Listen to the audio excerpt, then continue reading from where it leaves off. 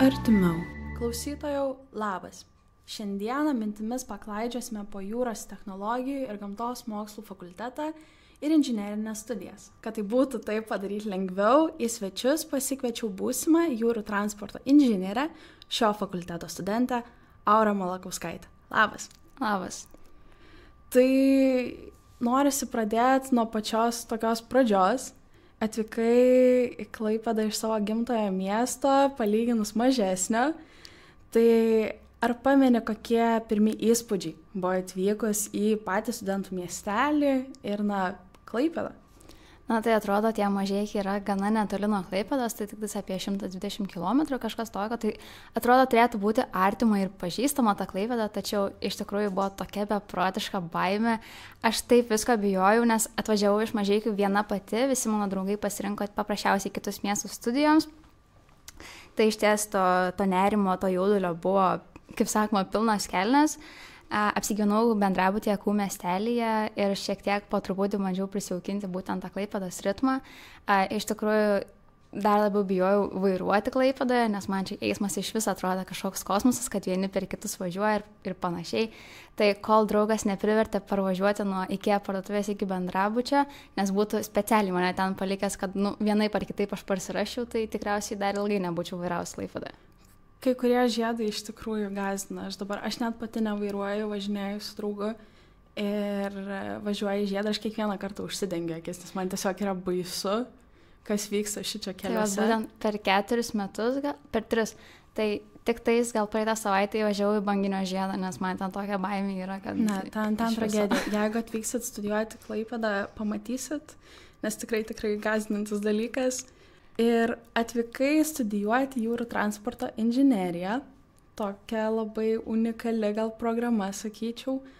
Tai kas nulemia tavo tokį pasirinkimą ir bendrai norą leistis į inžinerinės studijas, o nesirinkti ten kokią lengvesnę kelio, humanitarinių mokslų ar panašiai? Tai iš tikrųjų jūrų transporto inžinerija nebuvo mano pirmas pasirinkimas, tai norėjau studijuoti hidrologiją ir okeanografiją, taip pat Klaipėdos universitete. Tačiau gaila nesurinko grupės ir, visi tikriausiai moksleiviai dabar pritarė, jog yra rizikinga eiti su vienu pasirinkimu ir pretenduoti stoti per LAMBPO sistemą. Tai paprasčiausiai pradėjau ieškoti kažko kito, kažkokios kitos specialybės. Ir, būtent pamačiau tą jūrų transporto inžineriją. Iš ties pavadinimas visų pirmiausia sudomino, kadangi tai negirdėta tokia specialybė, vienintelė Lietuvoje. Tai pradėjau kažkiek gilintis daugiau, tai tada pilnai jau suinteresavo ir į trečią pasirinkimą dėjau mechanikos inžineriją. Tai būtent tokios nelabai tradicinės, nemergaitiškos specialybės, tačiau... Šiaip bendrai jaučias tas skirtumas, vis tiek, kur yra okeanografija, hidrologija ir kur yra jau inžinerija, tai tas tarpas yra palyginus nemažas, sakyčiau, bet nesigaili, patenkinta. Ne, visiškai 100% veža, patinka, domiuosi, iš tikrųjų jaučiuosi, kad atradau būtent savo sritį. Čia yra be galo geras naujienas, žinant, ypač nes iš savo aplinkos turiu, kuris stoja ne į savo pirmą pasirinkimą ir ta galiausiai buvo tokie, kad metė tas studijas, nesuprato, kad tiesiog ne jų tai sritis. Tai viena iš tokių sėkmės istorijų pas tave. Taip. Ir pradėjus studijuoti, ar ši profesija vis dar jaučiasi tokia vyriška? Ar tu vienintelė mergina savo kurse ar ne? Tai iš tikrųjų, kai bet kam pasakau, kad studijuoju jūrų transportą, tai visų reakcija būna šiek taip plius minus panaši, tai kad wow, vyriška specialybė, kad ten veiksi moterims ne vieta inžinerijoje. Tai prie to prisidėjo, jog vyrai labiau renkasi būtent šią studijų programą, tai kad įstojome 4 vaikinai ir 2 merginos. Dabar jau 3 kursai išsilyginom, tai esam 3-3. Taip pat dirbu Western Baltic Engineering įmonėje, tai ten taip pat yra didžioji dalis vyrų projektuotojų inžinierių. Tai iš tiesų atrodo, kad turėtų būti vyriška, tačiau po 3 metų studijų galiu drąsiai ginčytis, jog inžinieriai yra ir moterims ir kad jūrų transportas taip pat gali būti moterims. Aš šiek tiek palenčiant minimaliai tokią tą lyčių lygybės gal klausimą, nesijaučia tokios gal atskirties tiek darbo vietoje, tiek studijose ar kažkokią požiūrį iš dėstytojų? Ne, kažkaip kaip tik būna tas, kad wow, čia merginos irgi pasirenka ir, tai tojo kaip kaip ir privilegija tampa, galiu sakyti, būti ta moterim inžinierė, kad mūsų trūksta ir mes kažkokią tokią cinkelę įnešam. Ir šiaip nėra dažnai išgirsti, kaip ir pati minėjai, tai tikrai priduoda gal ir mistikos net kartais, kad maždaug kaip čia taip. Ir tiek man, tiek mūsų klausytojai tikriausiai yra labai įdomu, kokius dalykus visgi mokosi jūrų transporto inžinieriai. Tai ar gali papasakoti apie įdomiausias paskaitas, kurias turėjai studijų metu? Tai šiek tiek, jeigu plačiai, tai manau visi tik išgirsta žodį inžinierija, galvoja, kad mes tik skaičiuojam ir viskas, tom ir pasibaigia. Tačiau mes veikiame kur kas daugiau, tai aišku, pagrindas susideda iš paties laivo pažinimo, tai tiek jo korpuso konstrukcija, iš ko susideda, kaip pastatomas ir panašiai. Prie viso šito prisideda tai, jog vertiname laivo stovumą vandenyje, jo judėjimą, pasipriešinimą ir begalę kitų faktorių. Aišku, kai jau pavargstam nuo tos informacijos apie tą plaukiantį statinį, tai visada yra tokių paskaitų kaip kokybės valdymas, projektų valdymai ir panašiai. Ir turėjau netgi pasirinkimą šeimos pedagogiką. Jeigu apie įdomiausias studijas, paskaitas, tai turėjau lyderystę. Tai būtent jų metu galėjome analizuoti save, ar būtumėm geri vadovai, taip pat turėjome labai įdomią savarankiškų užduotį, tai galėjome pasirinkti bet kokį mūsų akimis lyderį ir jį analizuoti pagal jo asmenybės savybės ir panašiai. Šiuo metu taip pat turime labai įdomias pasas apie laivų remontą ir statybą ir taip pat apie automatizuoto projektavimo programas, tai mokomės net paprogramuoti. Tai iš ties tas diapazonas yra labai platus, visos pastos yra vienaip ar kitaip įdomios ir naudingos.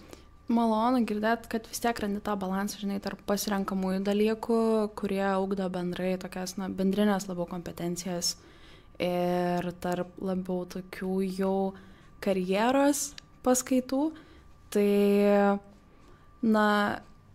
gaunasi, jog tikrai daug pradedi pažint ir pagalvojus, vis tiek, baigė tas studijas ir ar būtinas magistras, kad galėtum dirbti tai, ką nori dirbti, tai būtina su galbūt pačia laivų statyba, ar galbūt dar yra kažkokia, sritis.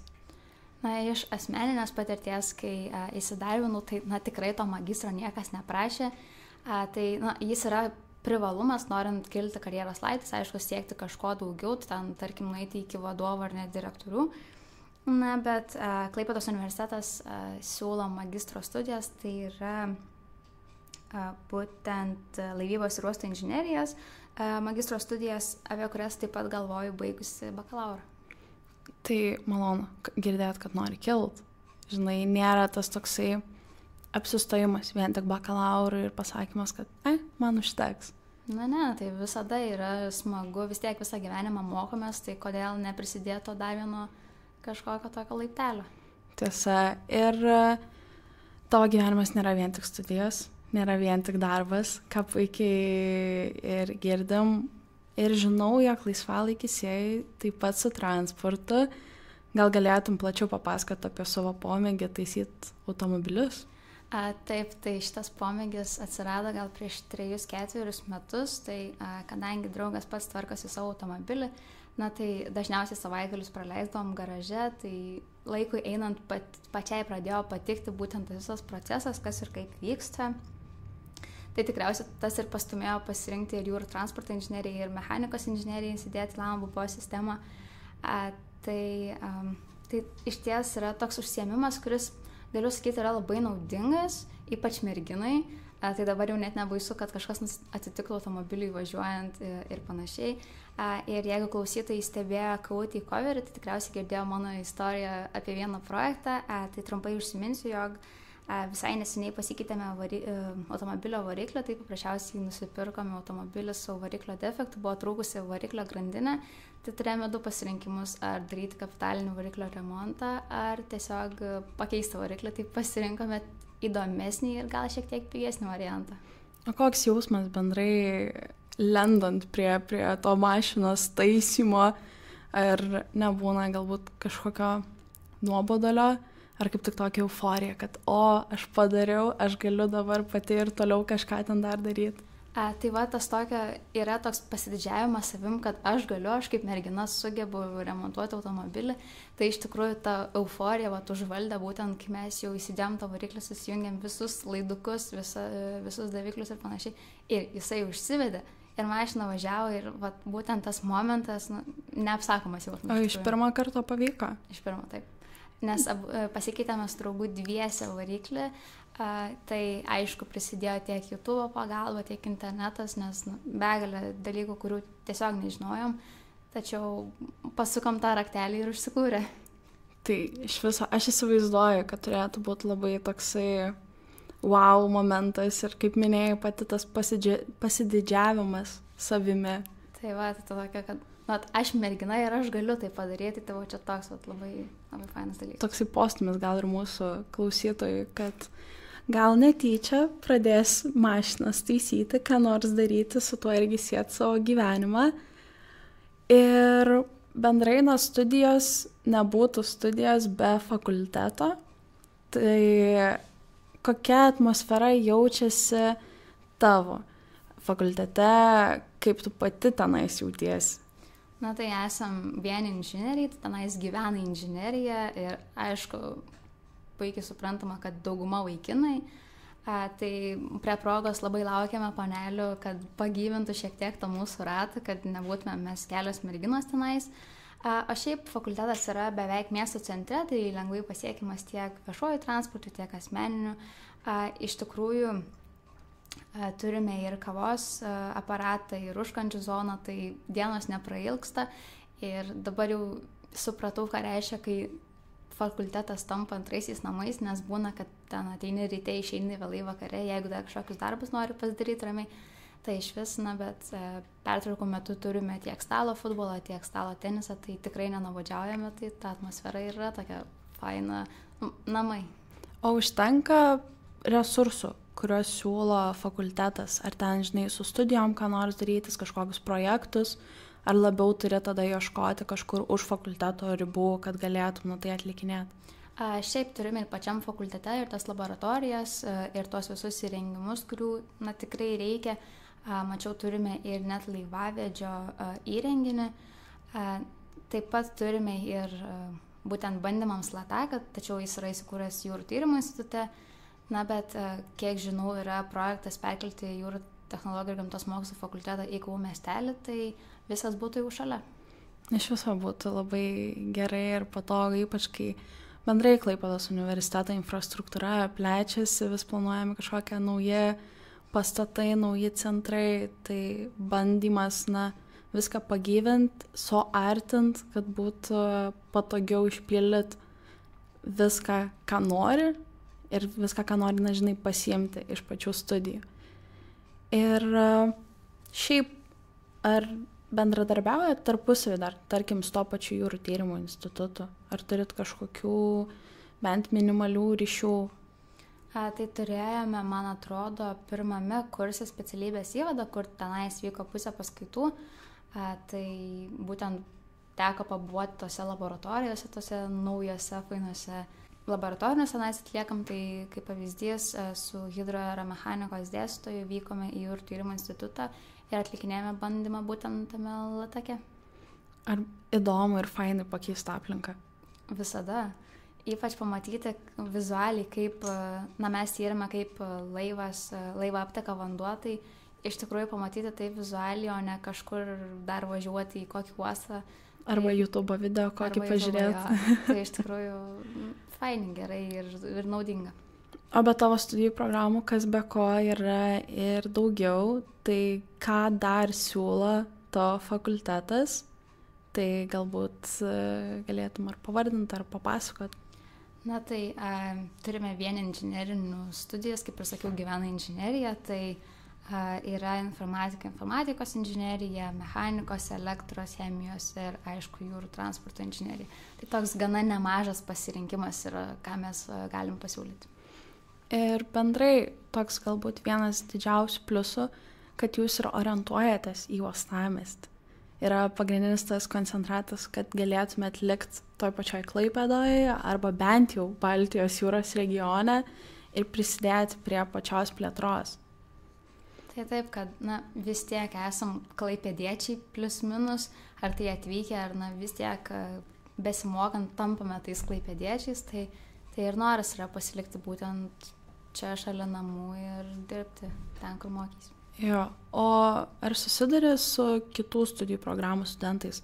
Nes tarkim, man pačiai teko, kad ir su kito fakulteto netgi tais pačiais psichologais turėti paskaitas kartu. Ar pas jumis yra kažkokių tų gal bendrų dalykų, kur tenka, bent jau prasilenkti, susidurti? Šiaip iš ties per tos 3 metus tikrai daug turėjome bendrų dalykų, tai kaip pavyzdys projektų valdymas, fizika, matematika, tai iš tikrųjų sėdi tarp visų tų inžinierių, atrodo bendraminčių. Ir būna aišku ir kad mes sėdim 6, bet būna ir kai sėdim apie 30. Ar į naudą būna tau tas pasikeitimas gal patirčių, tarp, vis tiek skirtingos studijų programos, skirtingi tam tikri dalykai, tos pačios praktikos ar panašiai. Ar yra kažkas, ką tu galbūt taip pasiimi iš tų kitų studijų programų? Tai šiaip bendrai visi dalykai, tai kaip pavyzdys, tarkim, iš tos mechanikos inžinerijos, tai vis tiek laivo inžinerija, tiek ta mechanikos, tai tarkim, paimant automobilius, tai vis tiek realiai veikimo principas yra gana panašus, tas pats variklis, taip pat reikia išvystyti galią, tai šiek tiek apsikeičiam. Aš įsivaizduoju, kad ir bendrai kartais į naudą būna, išgirs dar daugiau idėjų. Nes, kaip ir pati minėjai, vien tik 6, gali išgirs dar ir daugiau ir taip susirankiot tą informaciją dalelėmis ir sudėt galiausiai kažkokį didesnį, brandalį, plačiau pamatyti galbūt netgi tam tikras temas ar sritis. Ir iš tikrųjų tavo tokia studijų programa, jinai palyginus turėtų būti pritaikoma ir praktiškai, tai nepaslaptis, jog beveik visos studijų programos turi privalomas praktikas anksčiau ar vėliau, tai ar daug jos pas jomis pirmiausia? Tai bent jau kiek teko susidurti su tą praktiką, tai yra būtent po 3 kurso vasarą galima eiti, tai galima rinktis iš sąrašo įmonių, kurias tu nori ir retai kada būna, kad kas nors atsisakytų priimti tiesiog praktikantus. Bet nesijauti kaip žuvis išmesta į krantą, kad tiesiog universitetas pasako, susiraskit, kur atliksit praktiką ir viskas, bet kaip minėjai, yra sąrašas, tai yra universitetas sudarytas, ar patys dėstytojai prisideda prie tos jūsų savotiškos sėkmės istorijos. Tai kažkiek gauname ir tų patarimų, kur geriau gal nueiti, ko geriau privengti iš pačių dėstytojų. Tai turime vieną dėstytoją, kuri yra atsakinga už mūsų praktiką, tai būtent per ją viskas vyksta, jinai mums pateikia, kur mes galime eiti, pati, kaip ir negaliu sakyti suderinu, tačiau padeda susitvarkyti visus reikalus. Labai gerai girdėt, kad nėra studentai palikti ant to pačio ledo ir žinoma, yra tas pats praktikos vadovas ar panašiai, kuris oficialiai yra atsakingas, bet tikrai kartais pasitaiko ir tokių galbūt nelabai malonių istorijų, kai tiesiog esi paliekamas ir žinai, ką tau reikia pasidaryti, bet kur, kaip tau nėra suteikiama informacija. Tai galbūt toksai paguodos prizas, net gal minimaliai galėčiau pasakyti, jog tavo studijose taip nėra ir yra sulaukiama visos pagalbos, kurios reikia. Taip, iš tikrųjų, universitetas visų 110% yra pasiruošęs padėti be kokiais klausimais ar kažkokiom iškilusiom problemom.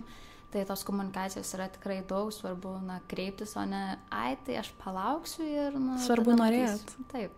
Ką pati norėtum veikti baigusi bakalaurą? Minėjai, kad galbūt magistras yra vienas iš tų planų, bet kalbant bendrai jau apie karjerą, apie darbą, ko tikiesi ir ko lauki? Tai pirmiausia, reikia pabaigti tą bakalaurą ir tada jau žiūrėti.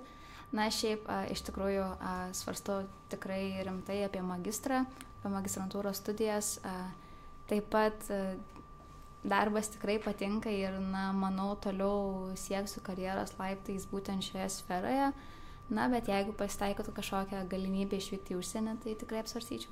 Vis tiek įsivaizduoju, kad turėtų naudos duoti, žinai, darbas kitos šalies rinkoje, ne tik matant tai, kas vyksta čia mūsų aplinkoje, nors tai yra tarptautiniai projektai, bet vis tiek darbo kultūra skiriasi tikriausiai, kai bendravime ir net gal tas pats projektų tipas galėtų skirtis nuo šalies ar nelabai, kaip pačiai atrodo. Na, šiaip priklauso, aišku, kiekviena šalis turi tą savo tokį cinkelį, tą savo bruožą, tai tenka ir pas mus čia Klaipėdoje pabendrauti ir su, pavyzdžiui, iš Suomijos atvykusiais inžinieriais, projektuotojais. Na, tai skiriasi šiek tiek, bet visi vis tiek dirbam dėl bendro tikslo. Ir tai yra sukurt laivelius, kurie plauktų. Tikimės, kad plauks. Tikėkimės. Pats toks paprasčiausias, banaliausias gal paaiškinimas vis tiek. Ne man suprast fiziką ir ne man suprast inžineriją, bet kad ir komplikuotas, bet įdomus darbas. Iš tikrųjų, nėra taip jau sudėtinga, kaip daugelis įsivaizduoja. Aišku, galvą reikia turėti, reikia mąstyti ir kūrybiškai mąstyti ir nestandartiškai, tačiau visko išmokstama ir viskas įmanoma. Taip. Vėlgi, pasikartos reikia tik noro ir tada viskas yra pasidaroma. Pabaigai, kaip ir visada, norėčiau tavęs paklausti, ką patartum merginoms, kurios bijo pasirinkti inžinerinius mokslus kaip savo gyvenimo kelią? Na, tai būtų vienas žodis – išdrįsti.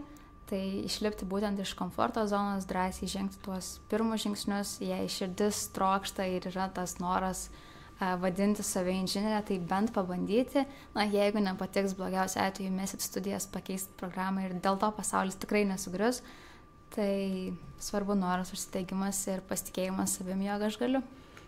Bet realiai jo, paklausius tavo pasakojimų ir yra tas, kad inžinerija neprivalo būti vyriškas sritis. Tikrai ne. Ir malonu, kad aš manyčiau vis tiek palyginus galbūt kažkiek seniau ir dabar yra tas augimas moterų šitoje srityje ir kuo toliau, tuo labiau manau, kad augs, merginos išdrės, bent jau išbandyti, kaip ir pati sakei. Blogiausia atveju mesi, pasaulis nesustos, vis tiek kažką atrasi, kas yra galiausiai tavo sritis. Ir jeigu tai bus ta pati jūrų transporto inžinerija, kodėlgi ne? Ačiū, Aura, jog atskleidei tai, kas laukia pasirinkus tokias studijas. Taip pat noriu padėkoti ir Lietuvos moksleivių sąjungos padaliniams, miestų jaunimo centrams, kurių dėka ši tinklalaidė pasieks dar daugiau būsimų studentų. O aš atsisveikinu ir iki kitų pasikalbėjimų.